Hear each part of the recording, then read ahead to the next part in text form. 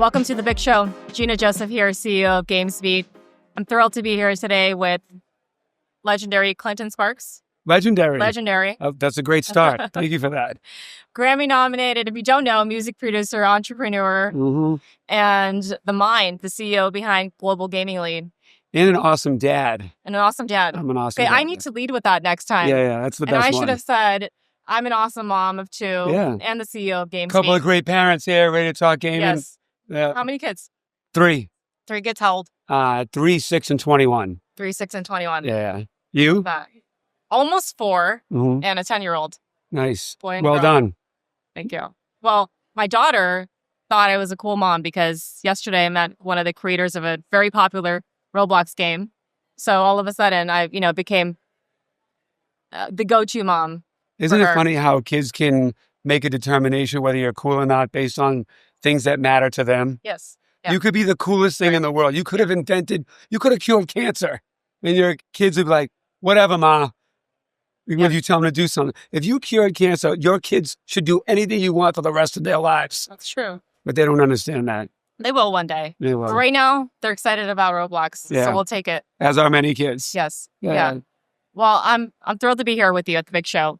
We like to, have our conversations feel like they're after hours. It's a real talk, real conversation about somebody lower the lights. It's after hours over here. After hours, okay. We're not kidding, right? So, and I'm gonna learn a lot from Clinton here because he's better at this than I am. Okay. But we're gonna have a conversation and just go deep into the industry. I mean, you and I spoke earlier, and we found we had a lot of similarities around the misconceptions this industry has, right? And some people just think it's just about video games, right? And this industry intersects with every single industry. Or they think it's just for dudes, or just for like teenagers, or just for dorks. Like that's the stigma that people that are not in this world, when they just hear gaming. Other than, I hear it makes a lot of money. How do we get some of it? And that's all they're thinking about. Or they don't know how much money it makes. And they're not paying attention. But whether they realize it or not, this industry intersects with every single industry. Hollywood, healthcare, finance, education, you name it. And so, at GamesBeat, I'm looking at this and it's like, okay, how can I play a fundamental role in the growth of this industry? And I think the first thing I should do is to help break down walls and barriers so that everyone's paying attention. We know, you and I know that it's bigger than film, movies, music combined, $200 billion industry. But how do we make that more obvious, but also make people aware that how this industry intersects with their industry on a day-to-day basis, right? Technology is born in this industry and video is born because of this industry. And if you want to understand what the future looks like or where the next 1 billion consumers are going to come from, you better be paying attention to this industry. Isn't it ironic whose people's job it is to forecast trends and understand things that are moving the market? How many people in those positions have no clue about gaming? Will you find that bizarre? So you're looking to change that. I'm looking to change that. I think that's what we both realized, like, okay, it's a movement, right? And so I look at media as the future of media of like community, connections, opportunities. And that's a lot of, I think with Global Gaming League, the vision that you have, I love what you're doing because it's so desperately needed. And what would you say, is the biggest misconception about this industry? I think what I just said a few minutes ago, I think people don't understand how valuable and beneficial it is, one, in multiple layers. I think that everybody thinks it's just for kids who play Roblox, especially adults. They think it's all dudes, not understanding how many girls are actually gamers and really great gamers. And because when we were young, you had like Dungeons and Dragons dudes and stuff like that. So I think that's what people think about when they think about gaming. And they don't understand that gamers are athletes. Gaming is a sport. The entertainment value that comes with it. All of the strategy, critical thinking, all the things that everybody watching understands of the benefits of gaming. But on top of that, there are so many people that are closet gamers that you would never know, from celebrities to executives. And there's no outlet for them to actually game publicly or be part of something that's cool and connecting communities. they'll play with their friends and that's it. But we would never know. Like Howie Mandel, for instance, he's part of the Global Gaming League, has a team in the league. Yeah. Most people had no idea he cares about gaming. Yeah. Or has a whole gaming studio with a bunch of gamers that are streaming every day at his studio in California. Or like Neo, who played against T-Pain in a Global Gaming League event recently. You don't think about gaming when you think of a singer named Neo. Yeah. But he's actually a hardcore gamer, so good that he beat T-Pain, who we do know is a gamer. Yeah. So it's opening the doors for people to come in and be a part of it in a way that's natural and cool and organic for them. Yeah. It's not I'm trying to fit into something or I'm trying to do something that's foreign to me. Right. This is what I do, but there's nothing that existed that allowed different communities to come in and all hang out together. Yeah. In my whole career, I've been the guy that would like connect Hollywood with the hood or Wall Street with the street or like MTV and BET. Even in high school and in middle school, I was the guy that sat at every lunch table in school. Yeah. I didn't belong to one social group. I was friends with everybody. Yeah. So I would find out like the jock on the football team likes the same thing as like, the kid downstairs that you don't even know what they do all day until you go to lunch, right? And it's like, I'm the one that was the connective tissue from all these people. So I've transferred that throughout my career and every business that I built. And when I got to FaZe Clan in 2017 and went there to help build the business of that, I realized all the things that I could plug into gaming because they already built a cool brand and they had a big audience, but they didn't have the business. Yeah. And they didn't have the know-how how to connect it to other bigger things that would then uplift gaming overall and introduce it to worlds that aren't paying attention to it right now. So when I brought in like a bunch of rappers and athletes and stuff to FaZe Clan and brands, it really helped take it from a bunch of popular kids to $1 billion brand. Yeah. But it also kicked open the door and started making people say, what's going on over there? Yeah. And I mean, people are still saying what's going on over there now. We are 8 years later. Yeah. But like, as we were talking about earlier, like marketing, you have to keep pounding people on the head with the same thing until they get it. However, you also can't keep trying to break down a brick wall with snowballs. It's not going to work. So if you want to go past your target market, you have to learn how to market to a new target. And I think that's the problem with gaming, with crypto, with anything. You keep trying to send the same message to the same audience in the same way and not getting new results. Yeah. You're like, why don't they understand us? Right. It's like, no, you don't understand them and what they care about and how to communicate in a way that they'll now get how fascinating it is on what we're trying to do here at gaming. Right. Well, I mean, you got to keep it authentic, right? It's not like what's the right marketing slogan or what's the best way that's going to resonate with them. But authenticity, I think, plays a key role here, especially if you want to tap new markets, right? Like, what does it mean for them? I think you told me earlier, like, it wasn't about what I felt was the right thing for the conference, but what did they want out of the conference, right? When we were talking about events and what those should look like going forward. And so it's super easy to lose sight of that. Like you can't lose sight of the people you're looking to serve and what's important to them. But I think this industry, whether people realize it or not, going back to my earlier point, touches everybody, every single person, right? Well, yeah. And the authenticity that you're talking about, what's authentic when you're a gamer? Talking shit. Right. You know what I'm saying? Like, challenging your boys, like making friends, learning about new things. And like, when you look at like, let's just take athletes, and I'll tell you a perfect example. I can't tell you how many athletes have told me back in the day, after a game, they'd shower, go out to the club and try to find girls to hang out with, right? Now they go back to the hotel and they have LAN events with other gamers that play sports. Yeah. That's how impactful gaming is. Yeah. It's literally making athletes stay in their hotel room and game with their friends. So when you create an environment where people can, as you said, authentically show up the way they play, how they want to act, how they want to dress. Right. Now it becomes bigger and more culturally connected as opposed to, let's say, a traditional esports event where it's like, it's going to be like the way we always do it. Yeah. And we're going to try to figure out what would be authentic as a performer or what would be authentic for this. Let's do some research. Who would be the right band to perform here? Yeah. Well, if you are authentic to this, you would know that. You don't have to do research. You just know because you actually do this shit. You can't stand for culture if you never stood in culture. And that's the problem that a lot of people try to get involved, especially in gaming, especially now. people were like, oh man, this is a big business. Let me get in there and try to create some opportunities so I can make a shit ton of money. But it's like, how about getting involved with what you've done before and help uplift the whole community or create opportunities for the gamers that really do this for a living? Look, I'm not I don't play esports. I'm not an esports team. I'm not a pro player that could ever be on an esports team. And I've only technically been in the gaming business as it relates to esports for 8 years. I've been a gamer since I was a kid, my Atari 2600 and everything up.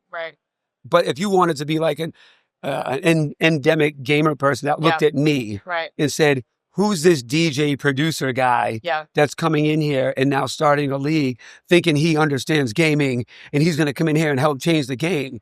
Like, you'll have some people that might think that because they're not open-minded or experienced enough to understand we need people like that who believe in our world, who have experience, who have connections, who really care, that can take what we built and we're so passionate about and connect other things to it to lift it up for the entire industry.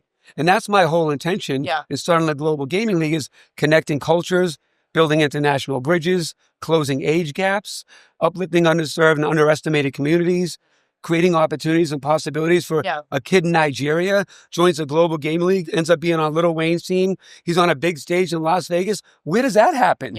It doesn't happen. You know, so that's why we created the Global Gaming League. I mean, you guys heard it. This is what we mean when we say gaming is more than what people realize it is, this industry. Because what you described is how it's influencing and impacting people's lives. And, you know, I think your story of like getting into the industry and people saying, well, what does he know about the industry? How long has he been in it? He's done music before. This is exactly what the industry needs. We need people who haven't been in the industry to drive the industry forward. This is what I'm talking about when I'm saying like breaking down barriers, getting everyone paying attention. You had an extremely successful career. Innovation. Right? So you're innovating, but you're applying what worked in the music industry to the gaming industry. In any industry. Right. Everything's the same. Right. When you understand the fundamentals of business and marketing and psychology, and you actually give a shit about people, everything's the same. It just has different jargon, different stars in that world. So, I looked at gaming as an open space that needed help, right? When I started the Global Gaming League, I can't tell you how many people endemic to gaming was like, it's not going to work. People tried it before. Publishers will never do it. Gamers are going to be mad. It's like, that's the limitations they put on themselves in the industry as it stood. I never in my entire career ever had, when I started to become a DJ, I was this white kid in Boston that knew nobody was broke, trying to make it in hip hop, which was primarily Black and at that time, New York. Everything was against me, and New York hates Boston. So how am I going to penetrate that industry being in the position that I'm in? Well, because I, one, care about it. 2, I'm going to enter authentically. And 3, I don't even, almost being naive to the fact, I didn't even know you could fail. If you make a plan and you set milestones to win and keep track of your plan, how do you lose? You don't. So I'm looking at the same thing with the Global Gaming League. It's like, there's such an open lane to really help uplift and bring gaming to mainstream and pop culture in the streets. The streets don't even know esports is a thing. Nobody even knows it exists. Nobody knows an esports player, an esports team, watches a game, has no clue, doesn't have a Twitch channel to even watch, right? So it's like, how do you do that? Well, you have to go to them and you have to create something that they care about in a manner in which they feel like they can contribute and participate. And then you start walking people closer. So with the Global Gaming, for instance, I'll give you a piece of a recipe. So if we have a team and say Shaq's the owner and there's 2 big influencers on there, then there's a casual gamer, then we bring a pro gamer from Team Falcons, right? Now, all of a sudden, this kid is coming over here bringing that credibility of esports. Shaq's bringing the mainstream media audience, pay attention to his audience. You're getting the casual gamer who's bringing in who's like the guy for all people. Like, oh man, I'm on his level. I like that guy. And then you got the influencers who have their audience. Now you're bringing them all together in a new, unique way. But here's what happens too. When you do a player profile on the kid that's on the Falcons, Now you get kids that never even heard of that before. Like, man, that guy won this. He did this. He's from this. That guy seems lit. Now, all of a sudden, you're introducing them to his team and esports overall. Yeah. But you have to understand how to do that you can't just say, I'm going to do it. Yeah. Because not everybody can do it. Because like I said, you can't stand for a coach if you never stood in it. Right. And you and I have both seen leagues on celebrity-driven leagues and stuff like this happen, grand opening, grand closing, because they don't know what they're doing. Or they're just trying to drive it off of a celebrity's name with no authenticity or no real purpose to help the entire industry. And I'll tell you, gaming is now what hip-hop was 30 years ago, meaning we know you're not real. We can smell that you're just trying to get money over here. Get out of here. We're not down with you. Right? So it's like, you have to understand those nuances too. You can't just show up and say, I got a bunch of money. I'm going to go do all this thing. We see it. It's happening. Yeah. People are throwing a bunch of money at stuff and it's not working out the way that they would like it to work because we know it's not real. We know it's not authentic. We know that guy's paid to be here and he doesn't even know what's happening here. We know this thing doesn't really care about what's happening and the game is over here. Why are you trying to fool us? Just do some real shit. I could pull probably 10 different marketing slogans from what you just shared. Gaming is what hip hop was 30 years ago. Yeah. That's interesting. You know, I'm sure a lot of people are curious about how T-Pain got in on this. What's the story there? Well, T-Pain's been gaming forever. Yeah. And streaming forever. Right. You mean how he got part of Global Gaming League? So me and T-Pain have made a bunch of records together. We did Shake Sonora with Pitbull. I did another record for him called Kiss Her. Then we did a record on one of my projects called Geronimo with Ty Dolla $ign and other people. So I've known Pain for over 15 years. So when I decided to do this and I went to him, funny enough, it was a year of me like, yo, I got this great idea. We need to do this thing together. He'd be like, all right, cool, come see me. And then like, it wouldn't happen. Then we need to get together. So it happened for a year. Then finally we both got booked to speak at a big event in Atlanta. And it was like Kevin O'Leary, Jesse Itzler, and a whole bunch of other like powerful speakers. And I waited backstage for Pain. And as soon as he came to the curtain, I was like, hey, I need 3 minutes of your time. Nobody talked to us. So we walk over to the side and said, remember I keep telling you about this idea about the Global Gaming League? So I pitched him in 3 minutes. He's like, this is amazing. I want to do it. When do we start? I'm like, I already started. I go, I'm going to come to your house. Me and Jeff Hoffman, who's the chairman of our board, who's a former CEO and founder of Priceline and Booking.com. We went to his house. We talked about the infrastructure, what it is to run a board, how to set up this company. And that's how T-Pain got involved. Love it. I mean, you went after it. You saw a vision and you went after it. And I think that's reflective of your career and what you've done. Well, I wasn't going to stop until he said yes. Right. Well. And I don't mean it in an annoying way. Yeah. And that's another thing too, man. Like, I'll tell you, I know we're not here to talk about business, but I'll tell you one thing. It's like. We are actually. Well, yeah. Yeah, you're right. There you go, business. If we're not talking about business, we're off topic. So yeah. I'll tell you one thing, 2 things you got to get rid of immediately if you want to have long-term success. Yeah. And they ruin everything. Right. Partnerships, friendships, business, opportunities. The 2 things that I deleted from my life as a young teenager. Well, I didn't delete, I just knew not to never have them. Ego and greed. Those 2 things will destroy everything. And if you get rid of your ego, then you'll never get emotional. Like if I reached out to you for 6 months saying, hey, can you guys do a feature on GamesBeat? And you don't respond, I'm not like, forget them. They don't even care. Right. That's not your job to care. It's my job to make you care. And if you don't care yet, it's my job to figure out other ways that's going to finally inevitably make you care. Right? That's my job, not your job. So for me to get T-Pain to get on, if he wasn't intrigued enough to call me or keep one of our meetings, then I'm not doing my job right. So it took me to figure out what's the way that I got to get him. And if you do that with every opportunity, every business, I mean, we're in the business of people want to be creators, influencers, streamers online. It's like, man, I've been gaming and streaming for 5 years. It's not popping off. Well, stop doing the same shit. You got to figure out other things that people will care about or separate you from somebody else. Stop trying to steal somebody else's audience.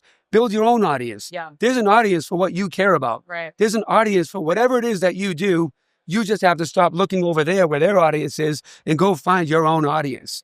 And that applies to every single business. And one thing I'll say regarding business, for people that are watching right now, that will say, Well, I don't understand anything about gaming. I don't know how to get involved with this. I don't get gaming.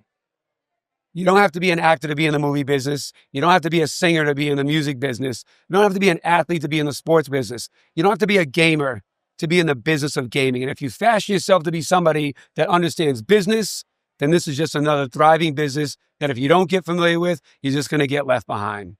I mean, what would you say is the biggest bet you're making right now as CEO? On what? On your company. What's the biggest bet you're making? The biggest bet for me? Did I just stomp Clinton Sparks? Well, I don't know. No, yeah. I'm trying to dissect the question.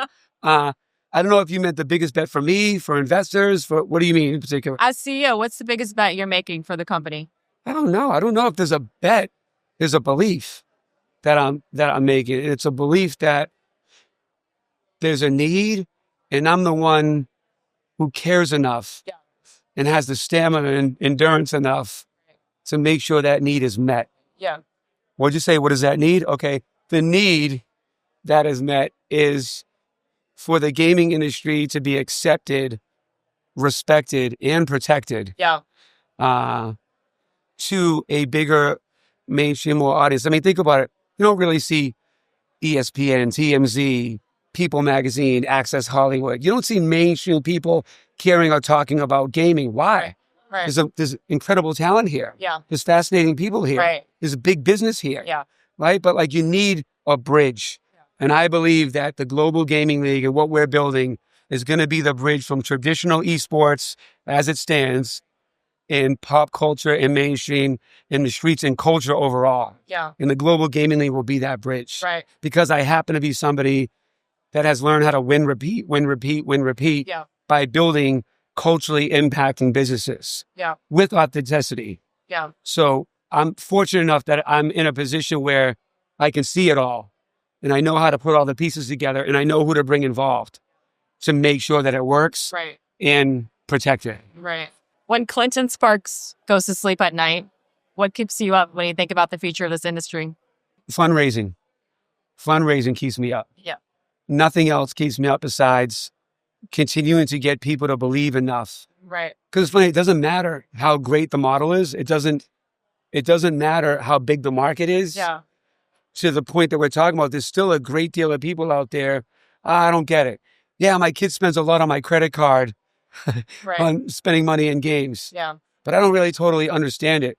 So I'm out here as a warrior continuing to knock down, people's misconception or misunderstanding of the value in gaming. Right. And even if I'm not the one that finally knocks the wall over, I definitely did enough chipping to help somebody else come over and push it over easier. So even if I don't have as big a success, I definitely will be somebody that helped move it forward so that somebody else had an easier time being able to do it. But I won't stop until I make it work. We know that. I mean, you call it a movement, and it truly feels like a movement, what you're doing here. Because of your background in the music industry, who's the MTV rock star of the gaming industry right now? I don't know. There's a lot of important, dope people that do a lot of good for the industry. I mean, look at what you guys are doing. You know what I mean? Like, you guys are breaking down barriers to help expose from a media perspective to get more people familiar with it. I will tell you, though, when I was approaching this, I'm very scientific when I'm going to approach something. It's not just a gut instinct or my personal taste or opinion. I really vet out and then I figure out, can I do this? Why should I do it? Will I be able to be successful at doing it? Who can help me do it? Mastering art, automatic resourceful thinking. It's one of the chapters in my book. So when I'm going to do something, I'm like, who can help me resourcefully make this? Who can I get to believe? You got to find believers. Yeah. Right? So when I approached this, I was like, I'm going to approach it as if I'm Vince McMahon, Dana White, and Don King all in one. Yeah. Where I'm writing and scripting how it's going to work. Right. I'm marketing and promoting it like a Don King. And I'm also taking something. I mean, think about it. Karate and jiu-jitsu tournaments have been around longer than any of us. Yeah. But it wasn't until Dana White built an octagon, added lights, and created UFC that now it's a $30 billion industry for something that's been happening since gladiator days. Right. Like, why did it take so long? You needed someone that knew how to systemize it and democratize it, and that's what Dana did. So my intention is to try to make gaming a household name like WWE in UFC in the same way that they did with those industries. But you need someone that's bold, brave, almost a little inexperienced of what the rules used to be, because then they won't be limited by those. So you need someone that's not going to be, publishers will never let me do this. You need someone that says, why would publishers not? Publishers are going to want to pay me to be a part of this. Right. It's going to benefit them. They want to grow their IPs to new communities and be bigger than what they are right now. Yeah. They hit a ceiling. I can open up a whole new world with millions and millions of new people that didn't even know you had a game, or that you have a console, or that you're the PC that they should be using, or these peripherals are the ones that you should even know about. There's millions, tens of millions of people that don't even know you exist. So by you supporting and getting involved with what I'm going to do is only going to help you and everybody else. Yeah. So, yeah. I mean, we're all in it together. That's, right. A lot of people here at GamesBeat Next are congratulating us on this new independent era. Mm-hmm. I said, thanks, but we're all in this together. Yeah. And they asked me, what can we do to support independent media right now? And I said, number one thing you could do is to tell me what you need. If we're going to play a fundamental role in the growth of this industry, the more I know what you need, and I hear a lot of that in what you're sharing, so you always go back to the people of the community and that trickle effect. Why don't we wrap it up with what we like to call the CEO cheat sheet. Big Show is where we feature CEOs. So, tell us your 3 most important strategies of how you're driving Global Gaming League right now. Authenticity, consistency, caring, or giving a shit. I had to be Boston. Yes. Well, let's end it at that. I love it. Thank you, Flynn. Thank you. Thank you. You were going to go down. I was going to go down. All right.